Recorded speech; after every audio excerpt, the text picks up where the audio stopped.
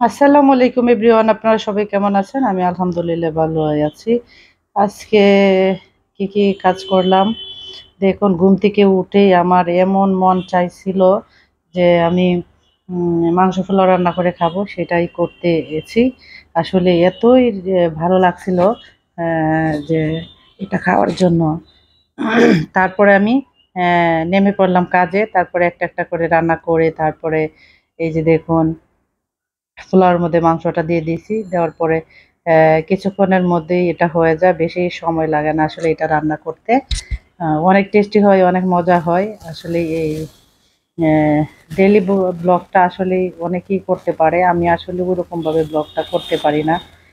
আমার বাসায় অনেক ২ জন ছেলে-মেয়ে আছে। ওদের দেখাশোনা করব না ব্লগ করব।